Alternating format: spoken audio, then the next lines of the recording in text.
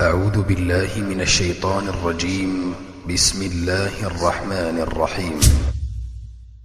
هل أتى على الإنسان حين من الدهر لم يكن شيئا مذكورا إنا خلقنا الإنسان من نطفة أمشاج نبتليه فجعلناه سميعا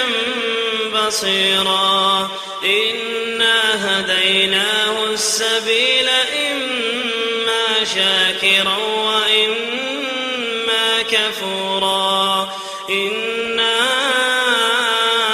أعتدنا للكافرين سلاسل وأغلالا وسعيرا إن الأبرار يشربون من كأس كان مزاجها كافورا عينا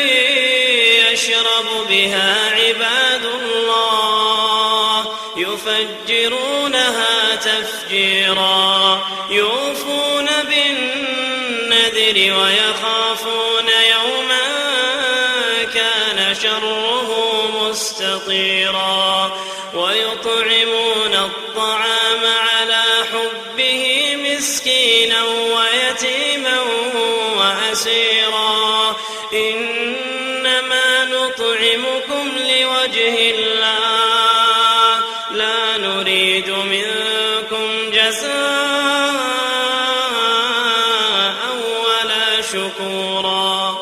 إنا نخاف من ربنا يوما عبوسا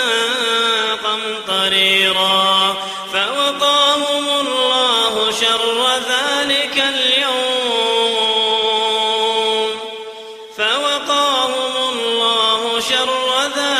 اليوم ولقاهم نضرة وسرورا وجزاهم بما صبروا جنة وحريرا متكئين فيها على الأرائك لا يرون فيها شمسا ولا زمهريرا ودانية عليهم ظلالها وذللت قطوفها تذليلا ويطاف عليهم بآنية من فضة وأكواب كانت قوارير من فضة قدروها تقديرا ويسقون فيها كأسا كان مزاجها زنجبيلا عينا فيها تسمى سلسبيلا ويطوف عليهم ولدان مخلدون إذا رأيتهم حسبتهم لؤلؤا منثورا وإذا رأيت ثم رأيت نعيما وملكا كبيرا عاليهم ثياب سندس خضر واستبرق وحلوا أساور من فضة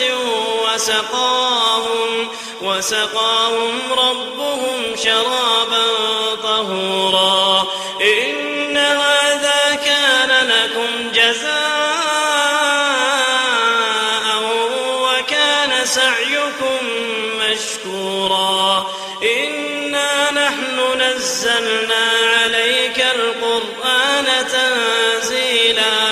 فاصبر لحكم ربك ولا تطع منهم آثما أو كفورا واذكر اسم ربك بكرة وأصيلا ومن الليل فاسجد له وسبحه ليلا طويلا إن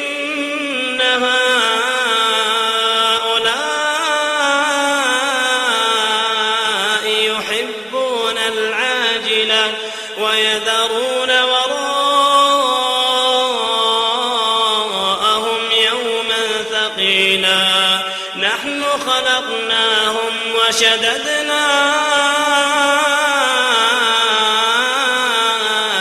أسرهم وإذا شئنا بدلنا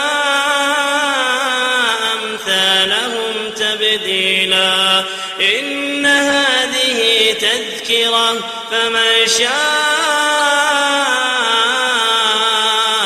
اتخذ إلى ربه سبيلا وما تشاءون إلا أن يشاء الله وما تشاءون إلا أن يشاء الله إن الله كان عليما حكيما يدخل من يشاء في رحمته والظالمين أعد